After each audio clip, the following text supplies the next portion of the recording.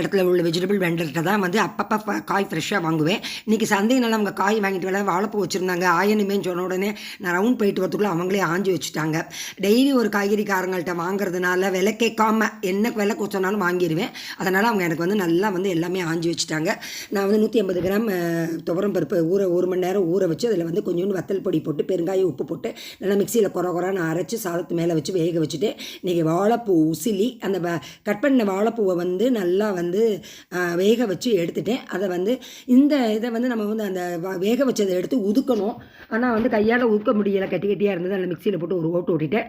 கொஞ்சோண்டு தேங்காய் எண்ணெயில் கடுகு உளுத்தம் பருப்பு பெருங்காயம் வரமிளகாய் தாளித்து வாழைப்பூவையும் போட்டு வதக்கி இந்த மிக்சியில் உதுத்ததையும் போட்டு வதக்கினது வாழைப்பூ உசிலி சூப்பராக இருந்தது. இன்றைக்கி வந்து நிறைய பேர் என்கிட்ட வந்து கேட்பாங்க, எப்படி நீங்கள் அப்பளம் வாட்டுறீங்க, அப்பளம் வாட்டுறீங்கன்னு. அப்பளம் வாட்டுறதுங்கிறது வந்து எங்களுக்கு வந்து ஆரம்பத்துலேருந்தே பழகி போயிட்டு நாங்கள் மேக்ஸிமம் அப்பளம் பொரிக்கிறத விட அதை வாட்டி தான் சாப்பிடுவோம். மைக்ரோ ஓவனில் வாட்டலாம், ஆனால் மைக்ரோ ஓவனில் வாட்டுறத விட கேஸில் பண்ணுறது தான் எனக்கு ரொம்ப ஈஸியாக இருக்குது. இன்றைக்கி வந்து சாதம் பருப்பு பொடி நல்லா சுட சுட சாதத்தில் பருப்பு பொடி போட்டு உப்பு போட்டு நல்லா நெய்யை ஊற்றி நேற்று இந்த வெங்காய வத்த குழம்பு வச்சுருந்தேன். அந்த வத்த குழம்பு எடுத்து விட்டு இன்றைக்கி வந்து அதனால தான் ஸ்பெஷலாக ஒரு ரசம், மொட்டு ரசம் வெள்ளைப்பூடு போட்டு வெறுமனே ரசப்பொடி போட்டு பெருங்காயம் உப்பு புளி கரைச்சி ஊற்றி தக்காளி போட்டு அரைச்சி அப்படியே ஒரு ரசம். அதில் பருப்புலாம் ஒன்றுமே போடலை. ஆனால் வந்து அந்த ரசம் வந்து வெறும் மொட்டு ரசம்னு சொல்லுவோம், பருப்பு போடாததுனால. நல்லா மல்லி போட்டு தாளித்ததுனால அந்த ரசமும் நல்லா அரோமாவாக இருந்தது. ரொம்ப ரொம்ப ரொம்ப ரொம்ப ரொம்ப சிம்பிளஸ்ட்டு சமையல் இன்றைக்கி. ஆனால் வந்து அது வந்து ரொம்ப ஜாஸ்தியானப்பில் இருந்தது. ரொம்ப ரொம்ப சிம்பிள் சமையலை பற்றி இந்த வீடியோ எண்டில் வந்து ஒரு ஸ்பெஷல் வச்சுருக்கேன், கண்டிப்பாக மிஸ் பண்ணாமல் பாருங்கள். நான் வந்து ஆஸ் யூஷுவல் ரசம் போட்டு அந்த சாதம் போட்டு தொட்டு நான் சாப்பிட்டுட்டேன்.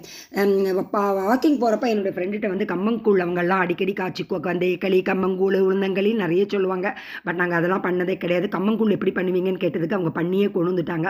அதனால் இன்றைக்கி நான் மோர் சாதம் எப்படி இருந்தாலும் நாங்கள் வந்து சாப்பிட்டு மோர் சாதம் சாப்பிட்டா தயிர் சாதம் சாப்பிட்டா தான் எங்களுக்கு சாப்பாடு கம்ப்ளீட் ஆனப்பில் இருக்கும். ஆனால் இன்றைக்கி நான் மோர் சாதம் சாப்பிடல. அந்த கம்மங்கூழை எடுத்து ஒரு பாத்திரத்தில் போட்டு அதில் வந்து கொஞ்சம் நிறைய மோர் விட்டு நல்லா ஆறுன வெந்நீர் விட்டு கடுகு உளுத்தம் பருப்பு பெருங்காயம் இதெல்லாம் போட்டு அந்த எல்லாமே போட்டு நல்லா அந்த வைப்பரை வச்சு நல்லா அடித்து அதுக்கு நெல்லிக்காய் தொகையல் புதினா தொகையல் அப்போ எல்லாம் வச்சு சாப்பிட்டேன். வயிறு பயங்கர ஃபில்லிங்காக எடுத்து நேற்று ஈவினிங் போய் ஸ்நாக்ஸு வந்து கடை பக்கத்தில் ஒரு ஸ்நாக்ஸ் கடை ஓப்பன் பண்ணியிருக்காங்க. ரொம்ப சின்ன கடையாக இருந்தாலும் ஃப்ரெஷ்ஷாக பண்ணுறாங்க. ரொம்ப ரொம்ப நல்லா இருக்குது. எல்லாமே 100 கிராம் வாங்கிட்டு வந்து அந்த ஸ்நாக்ஸ் டப்பா காலி ஆகிடுது. அதனால் நேற்று நல்லா தேய்ச்சி கழுவி வச்சுருந்தேன். நேற்று சாயங்காலம் நல்லா மழைக்கு முன்னாடியே போய் வாங்கி ஃபுல்லாக ஃபில் பண்ணி வச்சுட்டேன். நான் கண்டிப்பாக இன்றைக்கி நான் இதை சாப்பிட மாட்டேன். ஏன்னா அந்த கம்மங்கூழ் சாப்பாடு சாப்பிட்டது வந்து இன்னும் 2 நாளைக்கு வயிறு ஃபுல்லாக இருக்கும்னு நினைக்கிறேன். பார்ப்போம். இன்றைக்கி ஞாயிற்றுக்கிழமை வந்து இன்றைக்கி சூப்பராக போயிடுது.